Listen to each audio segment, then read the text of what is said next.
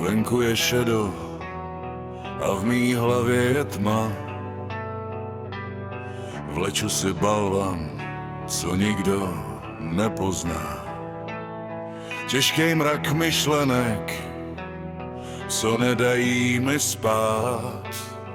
V tomhle světě si masky už nechci dál brát.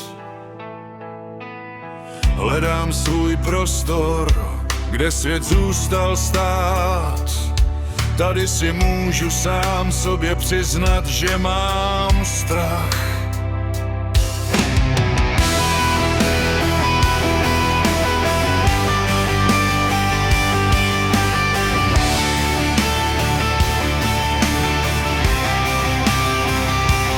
Studená ocel je to jediný, co cítím. Můj pevnej bod, když se do hlubin řítím. Démoni křičí, chtějí mě stáhnout dolů. Vzpírám se té tíze, i když jsme tu spolu. Prázdnej kout džimu a ozvěna mýho dechu. Hledám v tom kovu jedinou útěchu. Tohle je moje terapie, můj tichý boj. Vypnout ten chaos a vnitřní nepokoj.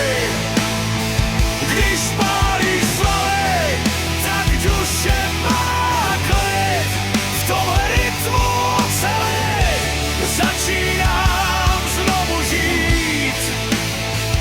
Každý to kilo je pryč jeden stín. V tomhle tichu mizí můj splín.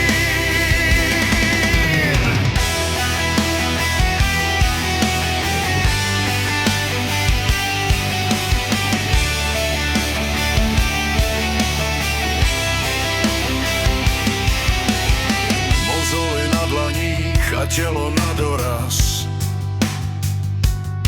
V téhle tvrdý práci slyším svůj vlastní hlas. Tlak v mých žilách přebije každej stres. Odcházím jinej, než jsem sem vlez.